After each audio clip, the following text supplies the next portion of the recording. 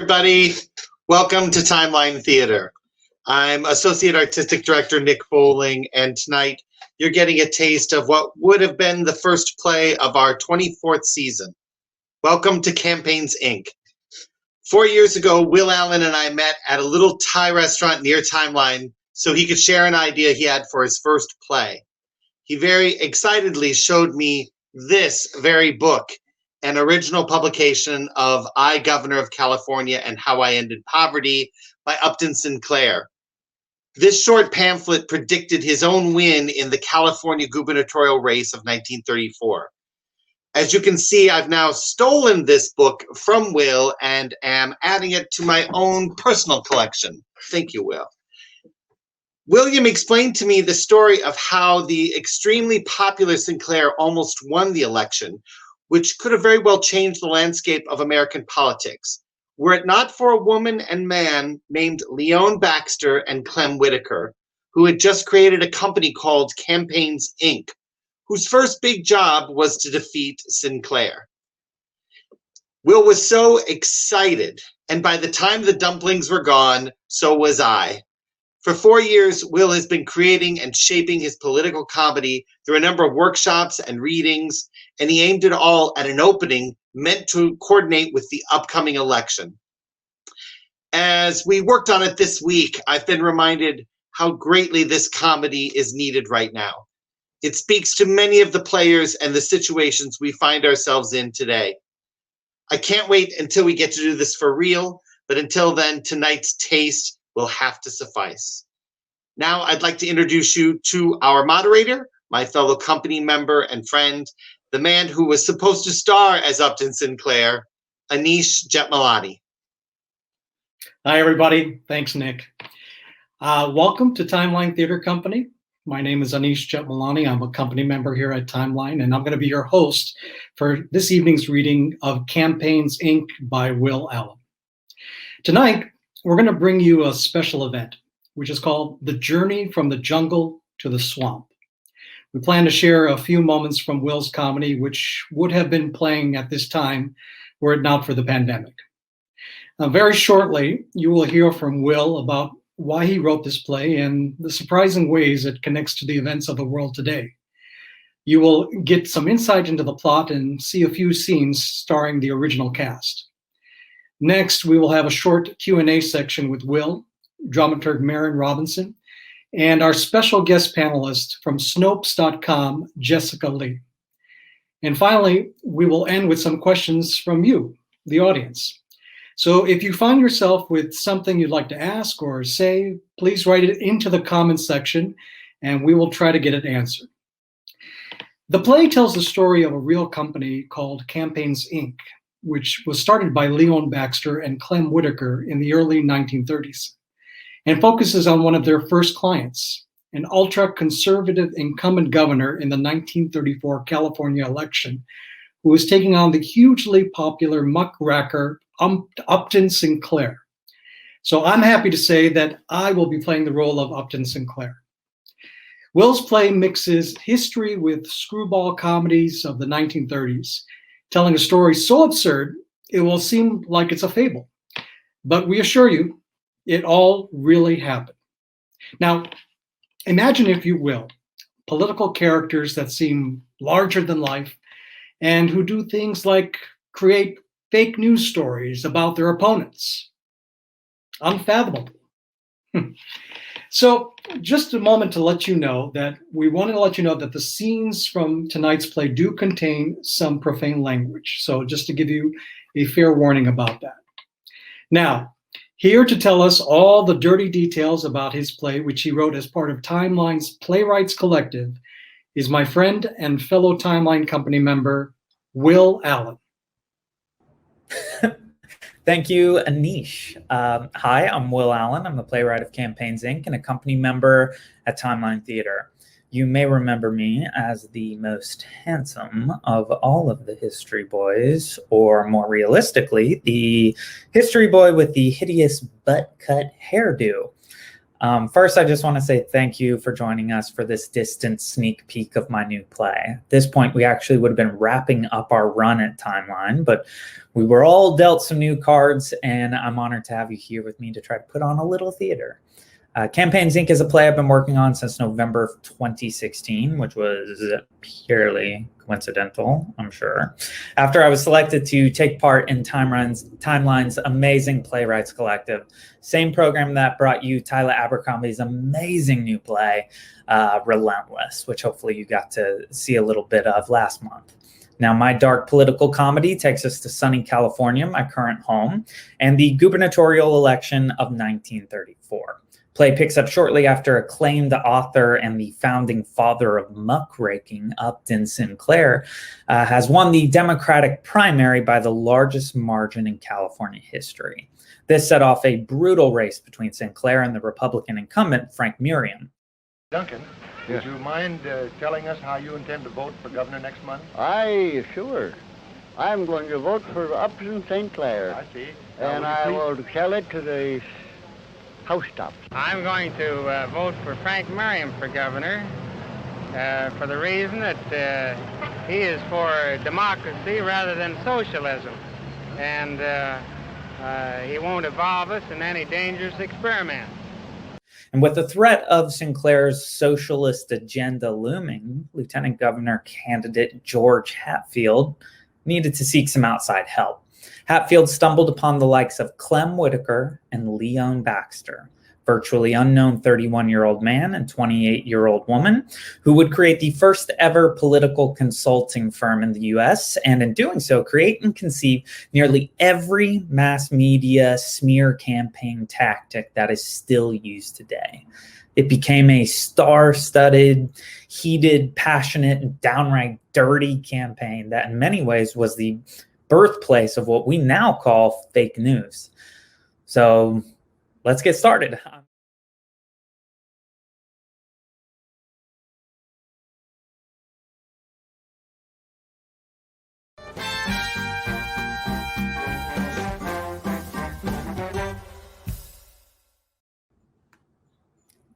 Thank you so much to my amazing cast. That was so fun. It was so great to hear those words again. It almost felt like it might never happen.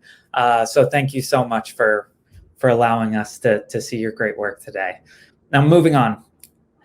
In 1934, the state of California was in dire shape.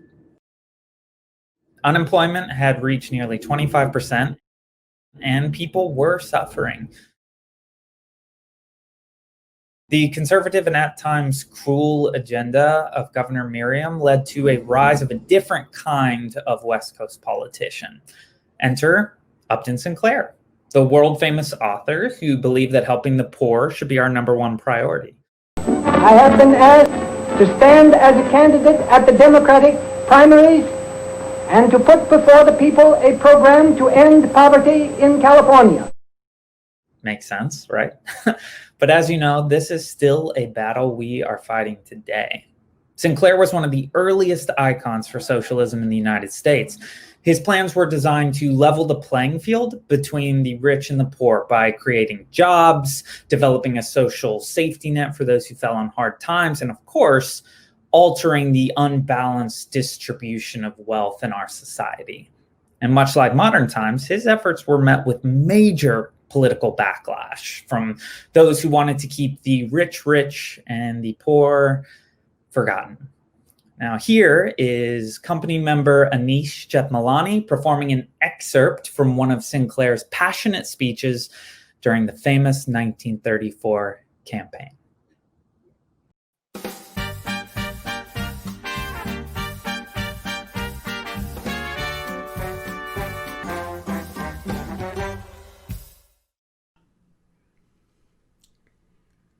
Our opponents have told you that all of this is socialism and communism. we are not the least worried, because we note that Mr. Hearst has been cabling from Europe that President Roosevelt's policies are also communism. Our enemy's efforts to crush this movement by lies and intimidation are not merely an attack upon me in California. They are a preparation for the scrapping of the New Deal at the presidential election of 1936. Make no mistake about the meaning of the decision you are about to make in November. The news has gone out to the whole country. And if the Democratic Party of California adopts the EPIC plan, it will mean hope, courage, and guidance to all of the unemployed of all of our 48 states. All my life, I have believed in people. All my life, I have insisted that democracy could be made to work. The years since the World War have been years of cynicism and heartsickness. But all through these years, I have stood by my faith, in spite of all the ridicule. I have believed in people. And the one thing that the people of California have done for me is to vindicate that faith, out of which my life and books have been made. Our opponents have told you that we cannot put this plan through. Let me just answer this. If you should give me a chance to end poverty in California, and if I should fail to do it, life would mean nothing to me thereafter. All that I have taught all through these years would be without meaning. Believe me, and stick by me, and together we shall not fail.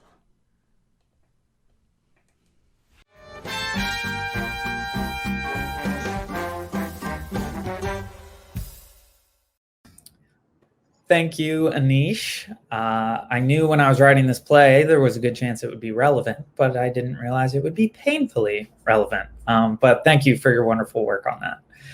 Moving on.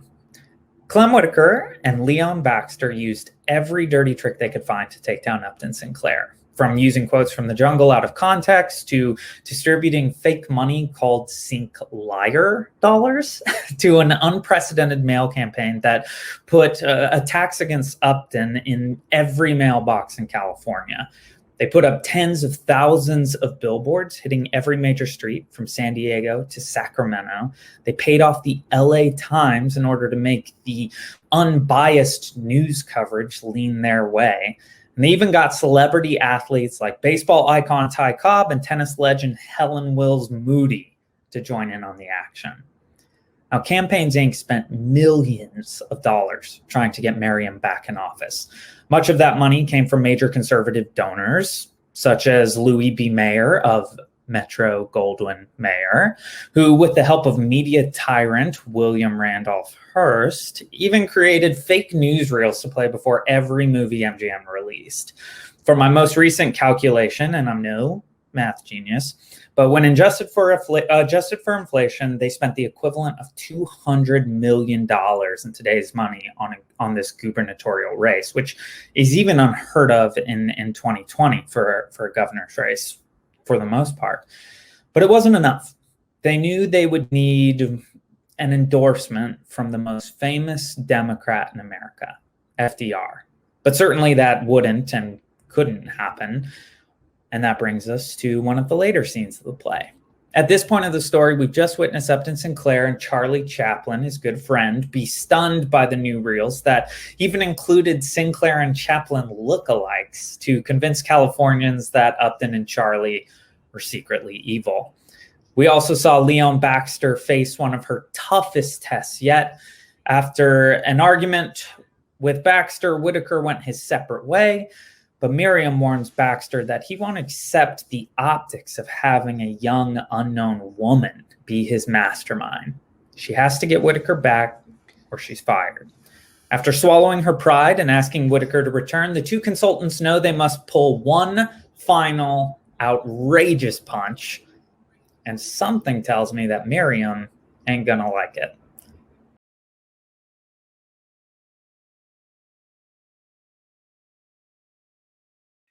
So I just wanted to take a moment to say thank you to all the wonderful actors who participated in our reading this evening. So thank you again.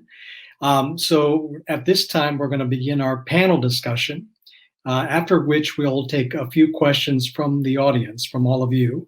Again, just a reminder for our audience that you can post your questions in the YouTube chat, and we will try to answer as many as we can here for you. So now, who better to talk about Campaigns, Inc. than the author himself, my friend and fellow company member, Will Allan. Hey, Will. Hey, Anish. How's it going, buddy? Good to see you. You too. We'll also be joined by the dramaturg for the play, company member and resident expert at Timeline, Maren Robinson. Hi, Maren. Hi, nice Will. to see you. Thanks for being with us. And finally, we have a very special guest tonight. She is the journalist and fact checker who has worked as a breaking news reporter for the Seattle Times, among others, and is currently leading the Snopes Minnesota Bureau, Jessica Lee. Hi, thank you for having me. Hi, Jessica. Thanks for being with us. We really appreciate it. So, Jessica, I actually would like to start with you and ask you a question. Can you tell us a little bit about the work you do at Snopes.com and how it connects to our play Campaigns, Inc.? Yes. So at Snopes, we are a fact-checking site, not only monitoring for coordinated inauthentic behavior on behalf of big political machines. So they can have official titles as political consultants, or sometimes they're anonymous bloggers who have a certain political agenda that are running really sophisticated communication schemes that end up poisoning our information ecosystem, and they turn into major headlines. So we monitor, and then we also debunk. So it's a matter of screening for these misinformation campaigns and then doing our best to put the fire out and tell people this is actually reality, this is the truth. Yeah, that's great. It's interesting because we had some breaking news this evening about some misinformation that was being spread. So I would imagine that your organization probably stays on top of that as well. Will, I wanted to ask you really quick, how did you discover this story for yourself, and how did you know immediately that what kind of play you wanted to make? Yeah, thanks, Anish. So I saw an article in the New Yorker, I think it was 8 years ago, written by a woman named Jill Lepore, and it was called The Lie Factory. And a buddy showed me that, and I read it, and I was like, who the heck are these people? These, especially this young woman who's doing such incredible things in politics in 1934. How do we not know about them? And so I started researching and looking things up, and a buddy said this would make a pretty cool play, and that kind of got the wheels turning. And I actually went to Nick all the way back then, and I was like, hey, this is a really good play idea. And he was like, cool, you're an actor though, so don't have to worry about it. No, just kidding. He was very nice. And then he brought it up again in 2016. He was like, that play you told me about? And then I started writing. So that's the basic genesis of the play Campaigns, Inc. Yeah. Maren, I wanted to ask you, we've heard that most of the tactics described in Will's play are true. Were you aware of the story, and did you find it surprising? And what did you find to be the most outlandish campaign tactic that Baxter and Whitaker may have pulled off? Yeah, I had not heard of Upton Sinclair's political history. Of course, I knew the novels, and so the whole campaign was brand new to me. And then as you dig into it, as you dig into the dramaturgical research, it is just astonishing everything they do that is real, and how guess we would say prescient, except they started it. And to me, I think the fake newsreels seem to be the most egregious. The thought that you could, that a powerful media mogul at MGM, right, could help pay for, and he paid for it out of a special a fee on his workers, on his employees' paychecks. So he actually stole from his employees to pay for these ad campaigns, and then run it like newsreels. I mean, it really is the first sort of fake news, and to have actors play Upton Sinclair and Charlie Chaplin is just kind of astonishing. Speaking of fake news, and Jessica, this kind of brings me to this question: is fake news is pretty much all the news right now. Can you tell us a little bit about a favorite political news story that you helped debunk? Yeah, well, it's daily. Lately, I've been following the stimulus talks and how the president has framed the opposition against why we haven't gotten a big COVID-19 relief package through Congress. Of course, the president frames it as this one oppositional force, and her name is Nancy Pelosi. But if you look behind the scenes, that's not true. And there's more to it in terms of his Republican GOP allies also pushing against him.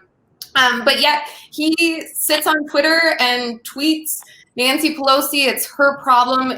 She's the reason why you aren't getting the checks that you deserve as a working American. And so people read that, pick up on that, and really cast her the blame that isn't accurate, isn't actually what's going on with this congressional process right now.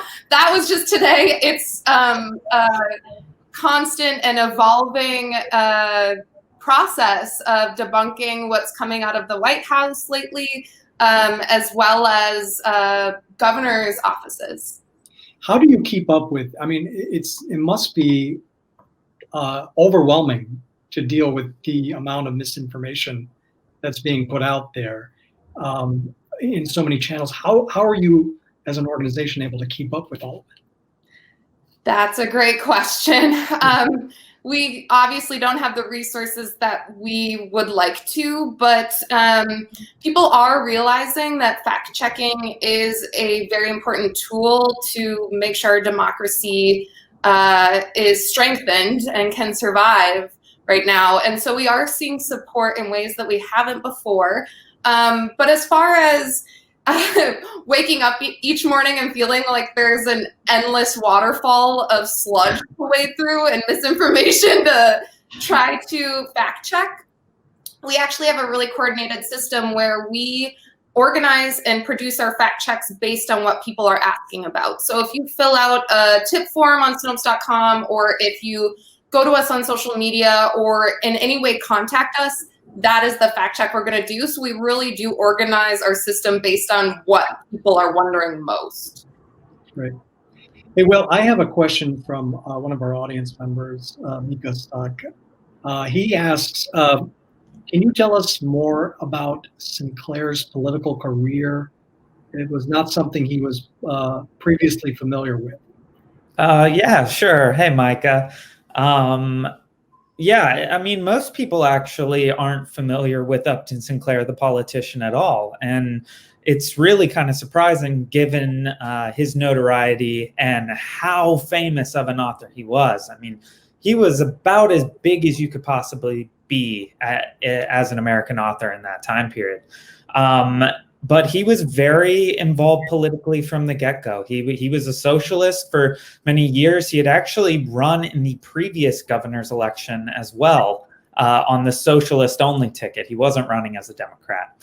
And he did okay for a sort of a third-party situation, but no one expected it to come out and see the types of voters that he saw in 1934. And a big part of his political savvy was being, very close to Charlie Chaplin, who was an outspoken communist, for lack of a better way to describe him.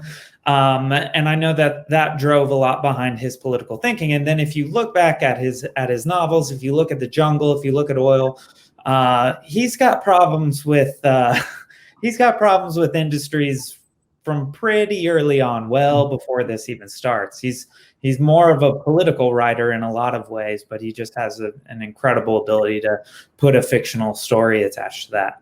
But that's a great question, and you can Google it, you can look it all up, and it's pretty fascinating, his political career.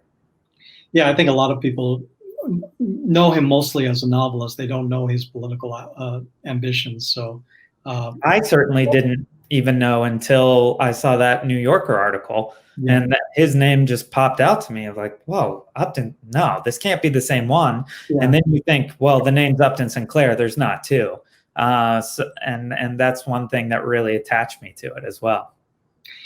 Maren, I wanted to ask you, there is a woman who's leading a company in 1934 in a very male-dominated political arena. So how do you feel about her and the fact that, do you feel like that she is our hero of the play? Yeah, that's an interesting question, because you don't want to root for the person who is coming up with all of these sort of evil tactics, but there is something, having been working on this as a dramaturg for Will from early on, and early drafts of this, and watching her, that you do root for her a little bit in these rooms of all men. It is sort of astonishing to think about the sort of force of will she must have had to succeed so well in that business. And she did. She was their Campaigns Inc. Was a successful business for a very long time, and continued to be involved in numerous conservative political issues, always on the conservative side, and very successfully. So she was also had longevity, and so you do have to appreciate her work ethic and force of will, even if you don't like her tactics, I think. Jessica, I wanted to sort of put that question to you too. Like, how do you respond to Leon Baxter? Like, can you appreciate this woman who was leading a company in 1934 while supporting and developing a very dirty way of fighting for her Republican candidate? What is your sort of thoughts on that? Well, there's obviously something admirable about creating a communication message that is successful, and also being a strong-willed lady is something that I will always applaud. I, of course, am a journalist, and so anyone who's trying to persuade or use false information or manipulated information against the public, or the public's right to knowledge, and just to inform people and strengthen our democracy, can't get behind that. But definitely an interesting character. Very cool. Hey, Will, we have a question from our friend and fellow company member, Beza Dabu. And he's asking, did Campaigns Inc. work on any other big campaigns? Yeah, I mean, Maren kind of touched on this a little bit, but I always joke with Nick that this is just Campaigns Inc. and then we're going to have Campaigns Inc. 2 the following year, and then Campaigns Inc. 3. Because these people were not successful for a brief period of time. They actually even ended up, well, she was widowed at a very young age, but he ended up leaving his wife. They ended up getting married, which is part of the play, the love story as well. And that company was around for quite some time. And I always said Campaigns Inc. 2 is going to be focused on healthcare, because one of their greatest achievements, if in a bad way, I mean greatest, one of their greatest achievements is that they essentially almost forever put an end to universal health care being a possibility in the United States. They ran a massive, again, hundreds of millions of dollars to keep us from adopting a universal healthcare plan, with the same things you hear now of it was also socialism, fear of socialism, that kind of thing. But they went on to, I think, win about 90% of the campaigns that they ran on. And if you look through the whole list, there's a lot of nasty folks in there. And Will, correct me if I'm wrong, they actually coined the phrase socialized medicine in their campaign against government funding for healthcare. Is that right? That's what I remember. Yeah, that's what I've read as well. Yeah. But who knows? Because they might have put that out themselves. Jessica, I wanted to ask you, were you at all familiar with this story of Campaigns Inc.?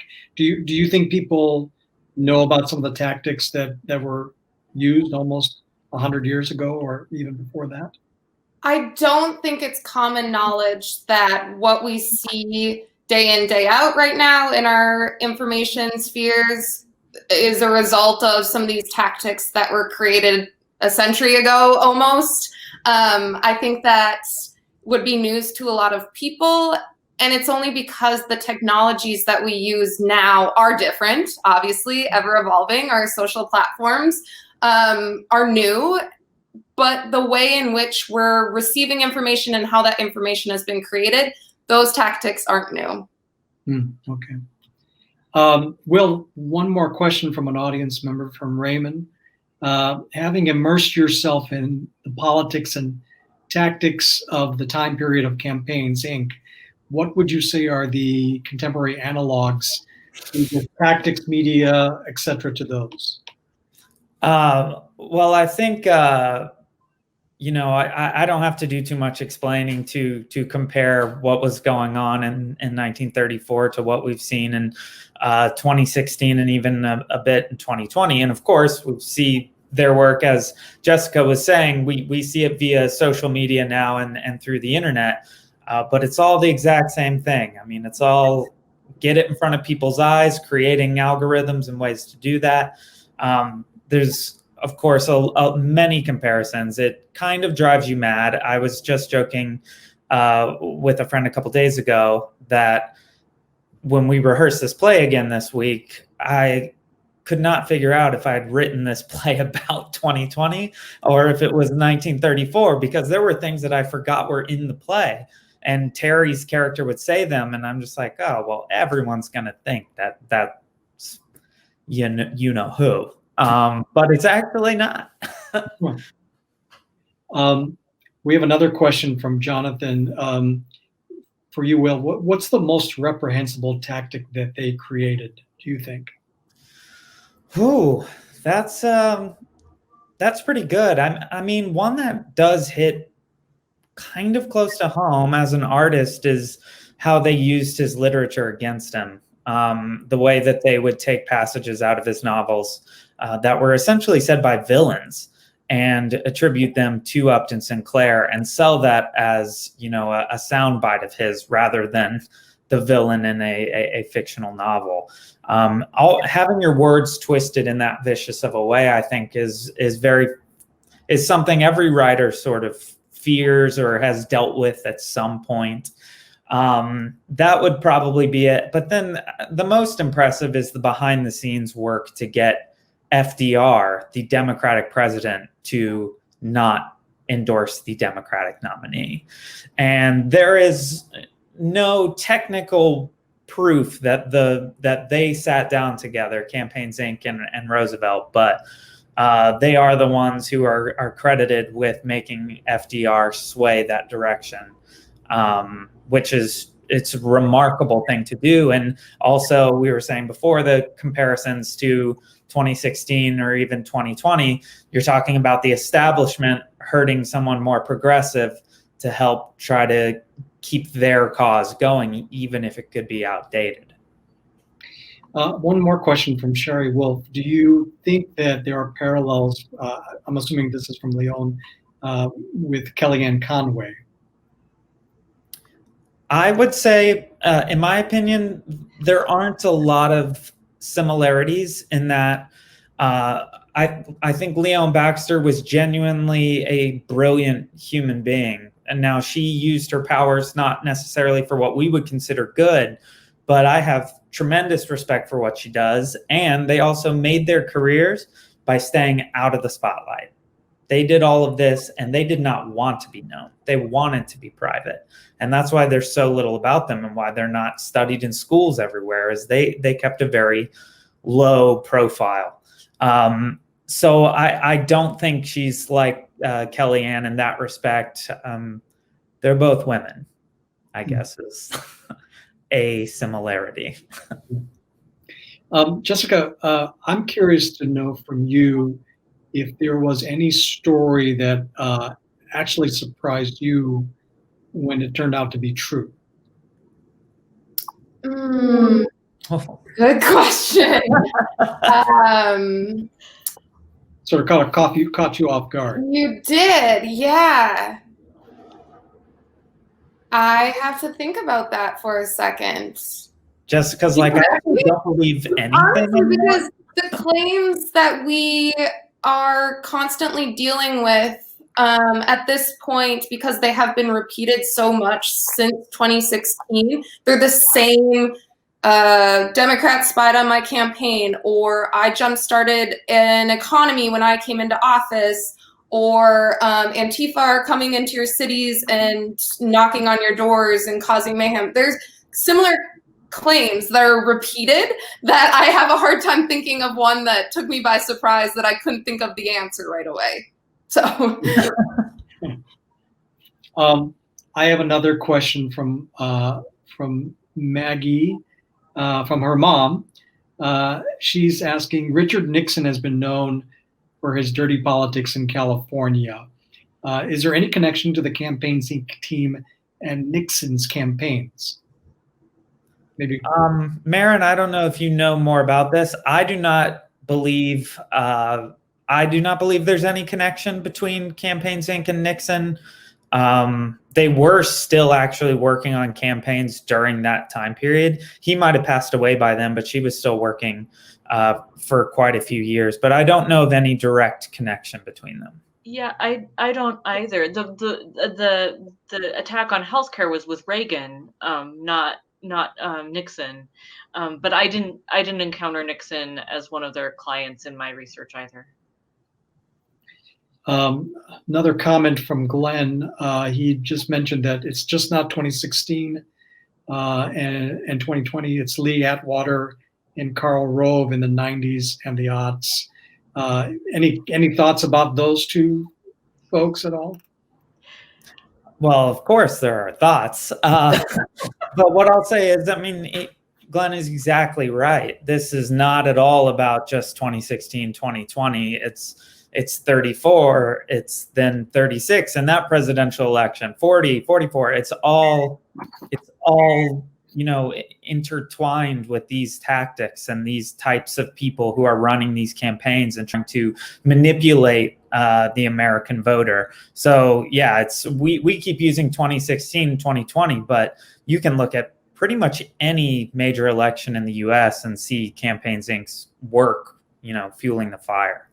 Well, and I would just add that because it's timeline, we always do a timeline for our lobby. So I had started creating this before we knew the show wouldn't be on our stage. And if you dig back in history, we started to struggle with trying to figure out when to start dirty politics, the history of dirty politics, and the history of misinformation, because it goes back so far, right? You have Civil War photographers who moved bodies for their photos to create a certain impression. You have in Rome, you have dirty politics where they were stamping coins with Mark Antony and Cleopatra to kind of get this dig in that Cleopatra was influencing him. You really have dirty politics going back to the start of democracy.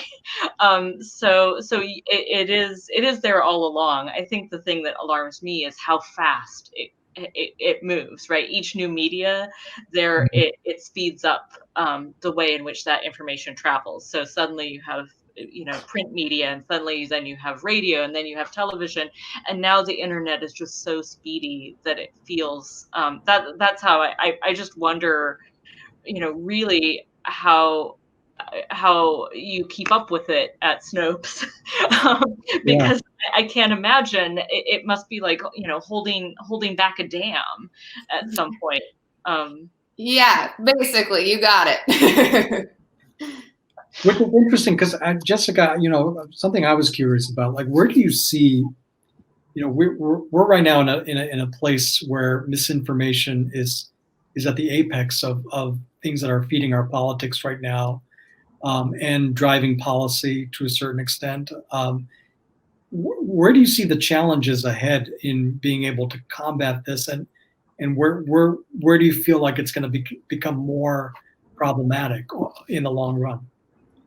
Well, it's hard to tell the future. However, I don't see a huge change in any political sphere or just how we consider ourselves as Americans until the ways in which we silo each other and how we're gathering our information changes, until those silos are broken down, until we are looking at news sites or broadcasting programs that we wouldn't normally to see how other people are consuming information, and they do the same thing. We will likely continue on this course where we are only hearing what we want to hear and maintaining a confirmation bias in political policy. And I have no idea if or when that'll run its course, but I really do hope that a sense of media literacy and just listening and hearing what the other reality of Americans is front of mind for everyone. I was listening to a podcast today talking about the article that was posted by the New York Post that was probably some misinformation that was fed to them. And it was interesting to hear about the debate about how social media made the decision to either block it off or flag it. And they've been sort of maneuvered to try to be the referee, so to speak, on how this information is being broadcast to the masses. Right. Do you feel that that social media in general is going to have a huge impact and how we are able to sort of? So as you're noting, we're already seeing mainstream platforms, YouTube, TikTok, Facebook, Instagram, Twitter, changing their censorship rules and modifying policies for what is hate speech, for example, or what is completely manipulated content that they then prohibit. And they're getting headlines, and that is a positive step.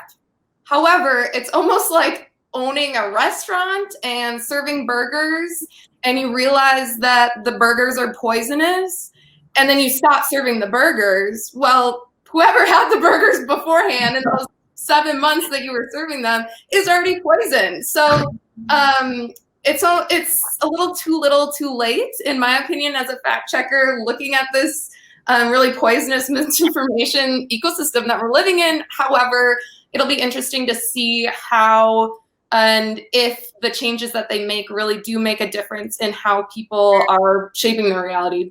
Well, and that brings me up to like specifically like Twitter, because Twitter, they took the preemptive step to kind of block out the misinformation that was being fed from this article. And they were called out on it, and called out, of course, from the more of the right side, saying that this is a deliberate step to step on freedom of speech. Mm-hmm. I wonder, how does an organization like that, or even like yours, sort of balance that juggling act of being able to make sure that information can be put out there, but also checked at the same time? Right. So this has been an argument among right-wing provocateurs for many years, including during the 2016 election, that they really use the idea and the phrase of free speech to try to cover sometimes hateful and violent rhetoric.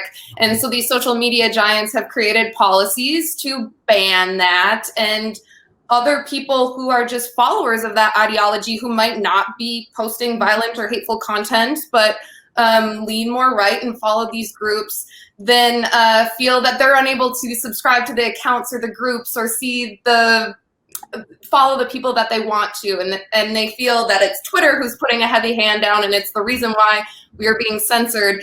And so what those groups have done, they've moved to more fringe social media sites, and so they've started congregating in other ways, and that doesn't mean that those conversations aren't happening. It's just a new way that we as information specialists and misinformation specialists, you have to think differently and monitor different tracks after something gets censored on the mainstream site. I have another question from Barbara Harris.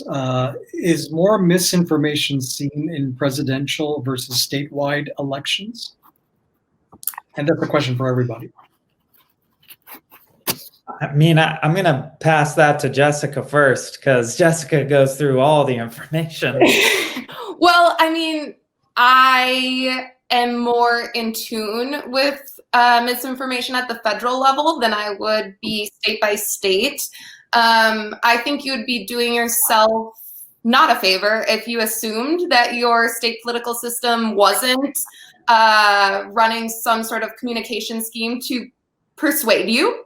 I think that should be clear in 2020. I think gauging it in terms of nefariousness compared to the White House, that's hard. I don't have the skills.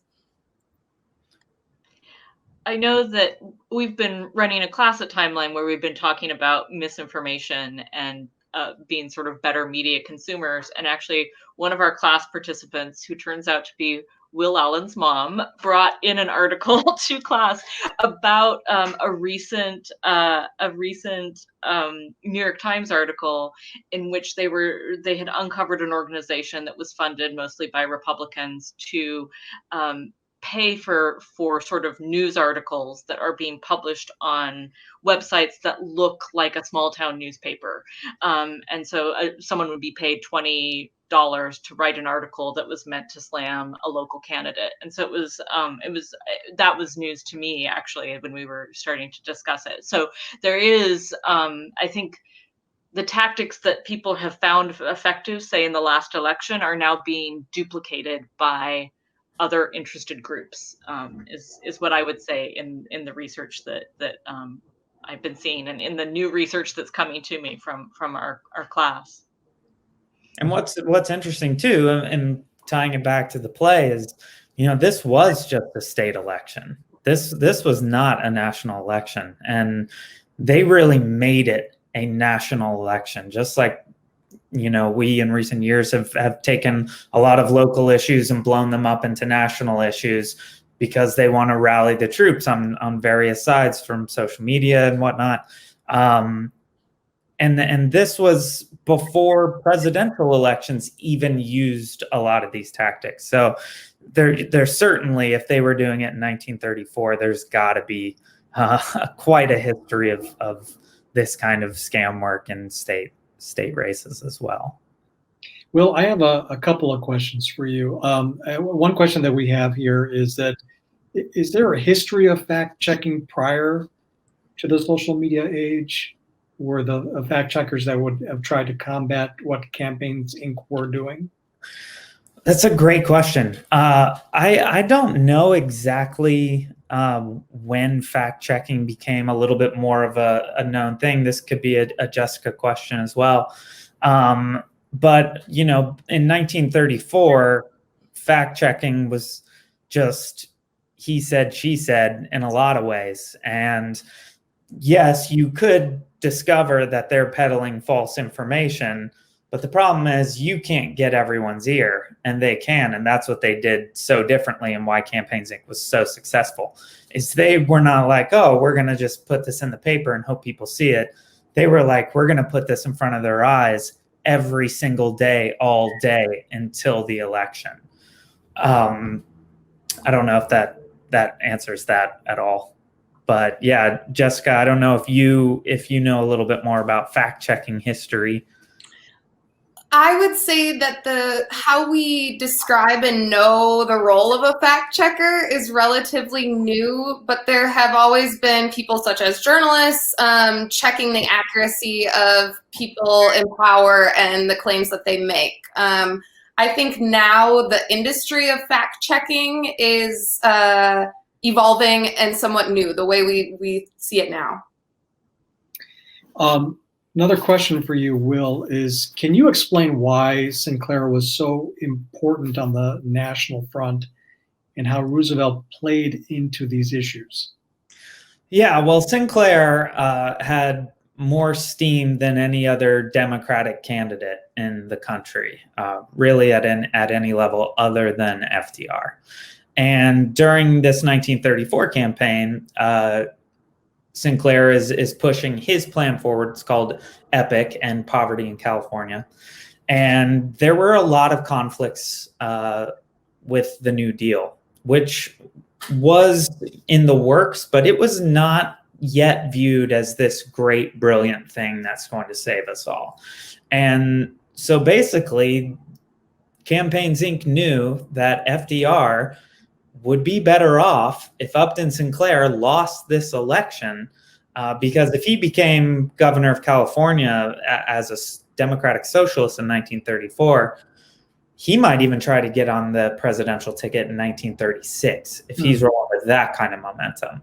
So you see this a lot in the US too. When there's an outside candidate, you saw it with the Republican Party and Trump, you saw it with the Democratic Party and Bernie Sanders, and they take each other down. The people who are theoretically in the same party, they take each other down. And that's the nasty side of what is essentially a two-party system in the United States. Yeah. Maren, I wanted to ask you, what can you tell us about Upton Sinclair as a candidate? How popular was he, or would he remind us of any of the current politicians who are running for president today? Yeah, I mean, I think in some ways, Bernie Sanders is an obvious analog just because of the socialism. But I think in some ways he's a little bit different. He is, he is a well-known name because of The Jungle, because of his books, and his books, let's be clear, all did have a political bent, right? They were novels, but they were rooted in his deep research, for The Jungle and Chicago's, ugly sort of meatpacking industry and the corruption in Chicago politics, and the poverty that went along with it, and the health violations, right? All of those things. So it was very kind of whistleblowing. They were kind of whistleblowing novels. They were muckraking novels. And so he was known and trusted in that way because people felt like they knew him in terms of knowing his literature. But in some ways, as a candidate, he was not deeply compelling. I mean, we had that little tiny snippet of his real audio, which of course is much more awkward than the speech you delivered, Anish. It's kind of, he's not an orator, he's a thinker. And so it's sort of impressive that he rode through this campaign in a way that he did. And in some ways it actually might be more like the Green Party a little bit in terms of having like these nerdy aspirations and laudable goals that are coming forward in his campaign. And then I'd say that the other piece of it is just that his strategy was very grassroots. He was very much on the ground. They had these epic clubs that were rolling out and meeting in small groups. So he had a lot of the work was being done by the people who were inspired by this idea of taking failing farms and making them the government taking them back and making new collectives and creating jobs and creating farms and really sort of revolutionary thinking. The work was being done in these clubs and by grassroots networks, not so much by the force of his personality, at least as it came across on radio or in public speaking events. Was he considered a celebrity at that time, prior to sort of entering politics? Yeah, he definitely would have been considered a celebrity of sorts, but I think most of my life, all my favorite authors, until I was really on the internet a lot, I didn't know what they looked like. So that's the problem of being a celebrity author. is a lot of people really liked him, but if they saw him, they would never know it was him. But he was actually, and this jumps on Maren's point a little bit, they were not unsuccessful during this political year. I think it was 27 candidates that ran on the Epic platform actually won office in California. So this movement really did activate a ton of people on the local level to create those clubs Maren was talking about, the Epic clubs. But they actually got quite a few candidates through into fairly large offices in the state. Will, I wanted to sort of circle back to the play and your process a little bit. Can you tell us how the play has developed over the last couple of years and what your process has been like? Yeah, sure. So, sort of picking up from what I said earlier, it was actually on November, what was it? November 4th, 2016, or November, 6th. 6th. And we were at a bar in Chicago, and Ben, the literary manager, as the election results were rolling in, asked me if I wanted to write this play for Timeline. And I'd be a member of their playwrights collective, which is what commissioned this play, and then also Tyla's play, who some of you probably saw last month, some snippets from that. And then there were two other playwrights in the collective as well, Calamity West, Maureen Gallagher, and we spent about 2 years fleshing out ideas, helping each other with our work. We would bring in writing every month and take turns, and we would all read each other's research and learn all about each other's projects. And it just kind of fuels you to always keep working and always keep digging. And it was a great process to work on it. And then at one point I was like, I'm going to make this a musical. And then I remembered I don't know how to write music. And so then we went back to the play version. But now it's gotten bigger and fancier and very, very Nick Bowling. I think he's the right pick. But yeah, it was just a treat to write on. Then we did I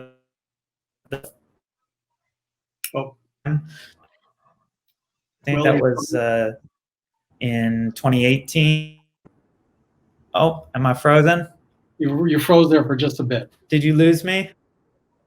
Oh, okay. Then anyway, I wrote the play.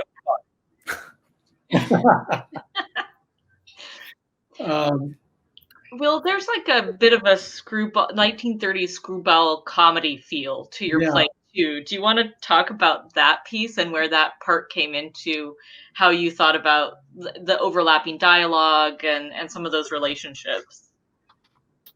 Yeah.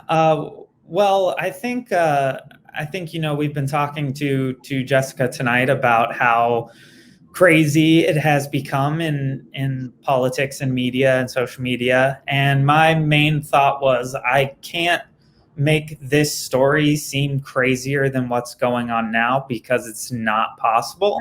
So what I want to do is get people in a great mood, have a lot of fun, while at the same time maybe not even realize that this monster is unfolding in front of them. And I really love old movies. I've spent a lot of quarantine with my wife watching old movies. And there's just something about the warmth of the theatrical lights and the ability to create these pictures and have these arguments that just felt like they needed to be a little heightened. Just a little more upbeat, a little more fun, a little more exciting, and hopefully that's sort of what we've landed on. Do you think, Will, that you can share a bit of the impact that a company like Campaigns Inc. had on the world, including their later work? I know you had mentioned universal healthcare was something that they were trying to achieve. Yeah, I mean, with this election being essentially the beginning of Campaigns Inc., you can follow the trails from there of keeping Sinclair out of office, because that really would have been an event that would have politically changed the United States for for the foreseeable future to have someone as much on a socialist ticket as Upton Sinclair and Sheridan Downey were. Downey, not so much. He was a little more establishment, but definitely Upton. And then, as I said before, the healthcare thing, which was just an unbelievable blow to everyone's individual health rights here. And we're still dealing with the fallout from that, because a lot of people are still voting who were alive during that smear campaign. And they still have that embedded in them somewhere, that this is a crazy socialist idea to take care of people. And so I would say the impact has been pretty intense in the United States. I don't know about the world. We have a question from Susan Goldberg. Do you think that Campaigns Inc. founders ever regretted what they had done? Yeah, so I do actually think that. It's kind of a weird scenario where it's people who I disagree with about everything, but I also have tremendous respect for them. I mean, they were brilliant in what they did. And sorry, I just lost my train of thought. I do think they regretted things. And there's even a great quote from Leon Baxter talking about this campaign. She's older when she says it, and she says, basically, we did a great job, we won, but the fact that it was Frank Merriam is a damn shame. And it just goes to show that even that early on, they were just willing to represent whoever to win, which is why they had to come up with some of these crazy tactics. Another great one they came up with that isn't in this play is they came up with this concept of the Faceless Candidate, where they were running a campaign and the person they were representing was so terrible, no actual human could be worse. So what they did was, instead of putting pictures of people on things, they put an outline of a human being, and they labeled this person as, our guy, was a domestic abuser and he's an alcoholic. But this mystery guy, what could he have done? He could have been a child molester. He could have been a serial killer. You can't vote for him. So then people go in and they don't know the name. They just know that it's this guy versus the really bad mystery guy. And that's how they won a lot of campaigns, was creating these faceless candidates, which is pretty wicked tactic. So everyone, we have about 10 minutes left, and I would encourage you, if you, the audience, if you have any other questions for our panel, to go ahead and chime in there on the YouTube comments, and we'll try to feed those questions out. But I wanted to pose a question to you, Jessica, which is, we're about 13 days left from a pretty important election, probably going to be one of the most important elections in our lifetime. And I wondered if you might have any tips of being a good consumer of media, and how do you avoid real fake news? It's a great question. First, at Snopes, we actually avoid the phrase fake news because it's been politicized and weaponized in ways that the definition is lost. Originally, fake news was described by journalists and consumers of media as being misinformation, technically, junk news, but now it can be anything that a political party disagrees with. They call it fake news. And so we are no longer using that phrase, instead trying to be as specific as we can to make sure that you don't come across such media junk news. What I always try to remind people, including students, so young people, if you're helping educate young people to grow their media literacy skills, something really easy to scan for is, does this piece of media information elicit emotion? Is it trying to make me fearful?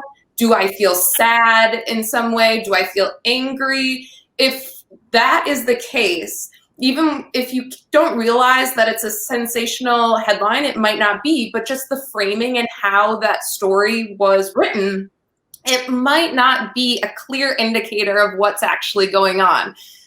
Beyond that, as soon as you screen something for its gauge of eliciting emotion from you, check the sourcing.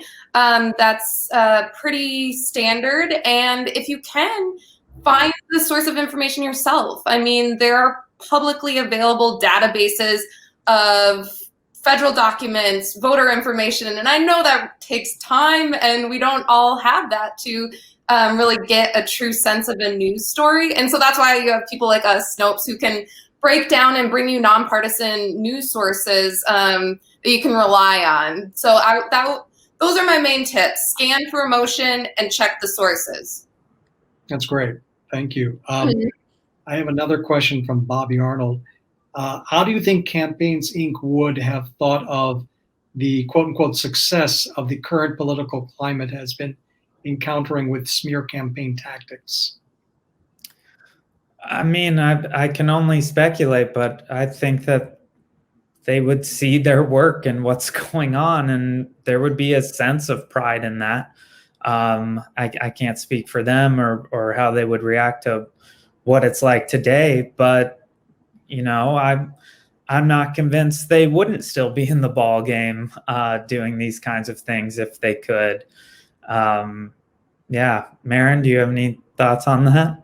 Oh boy, yeah. I mean, it feels like they were already there. They were a little ahead of their time, so they would just be. You know, I think that what would be harder for them is that they wouldn't be the only players doing the same thing. Yeah, they would be up against people like Jessica right now, which is not something that they had back then. If there was a Jessica, they certainly weren't going to give Jessica a voice to reach millions of people. So we're very fortunate that we are in the modern Jessica era. Yeah, I see. I mean, that example of taking Sinclair's, fiction work and quoting it as real, attributing it to him. I mean, similar cases happen now more so in the election season with video clips that are manipulated. They might show the candidate, Biden, Trump, whomever it may be, doing something real, but it's totally taken out of context. And that's really a huge part of the misinformation cycle that we're dealing with. So, yeah. I have a question from John Sterling. Where do conspiracy theories fit with all of this disinformation?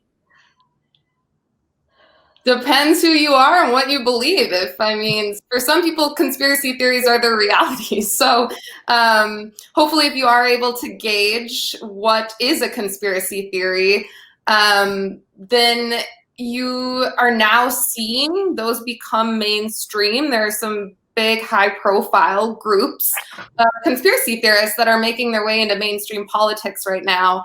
And therefore, it's a part of our information cycle and a part of, in fact, our news cycle.